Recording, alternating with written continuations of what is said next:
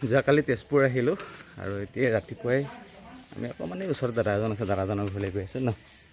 আৰু এতিয়া ওলাই আহিলোঁ অলপমান চুলি দাড়িকেইডাল ইয়াতে তেজপুৰতে কটাই লওঁ। হয়, মোৰ লগত আছে আমাৰ এইজনা।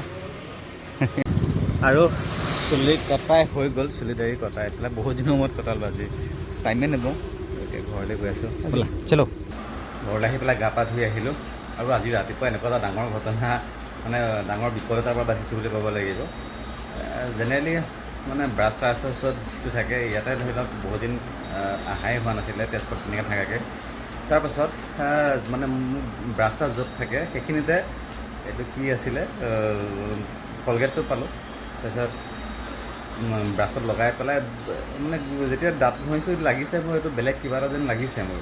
তাৰপিছত মই এইটো চাইছোঁতো, এইটোতো মানে মই ভাবিছিলোঁ এইটো কালাৰো ৰঙা, যেতিয়া ৰেড লেবেল এইটো কিবা বুলি কয় ক্ল'জ আপ বুলি ভাবিছিলোঁ। পিছত গম পাইছোঁ সেইটো বিষৰ মলম এটা। মই যেতিয়া মানে কিবা মুখখন কিবা এটা লাগিছে, মই তেতিয়া মানে বহুতবাৰ আউখালি কৰিলোঁ। ভাগ্য ভাল ধৰি লওক পেটে চেটে নগ'ল কাৰণে বহুত ভয় খাইছোঁ। আৰু অথনিৰ পৰা একদম মানে ভিডিঅ' ক্লিপ ল'বলৈ পৰা নাই। আৰু এতিয়া এই ৰাতি 9টা বজাত ওলাই আহিছোঁ তেজপুৰ জাহাজঘাটৰ দুৰ্গা মন্দিৰলৈ। পৰিৱেশটো দেখাই আছোঁ চাওক, এইটো পৰিৱেশটো। ইয়াতে দুৰ্গা পূজা বহুত ডাঙৰকৈ হয়, দুৰ্গা মন্দিৰেই হয়।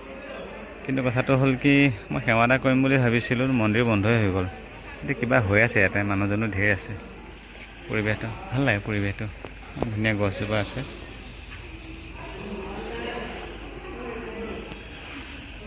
পূজাভাগো বহুত ধুনীয়াকৈ পাতে। বাহিৰৰ পৰা মন্দিৰৰ পৰিৱেশটো এনেকুৱা হয়, ভাল লাগে মুঠতে। আৰু পৰিৱেশটো বিৰাট ঠাণ্ডা, যে একদম মানে ব্ৰহ্মপুত্ৰ বতাহ আহি থাকে।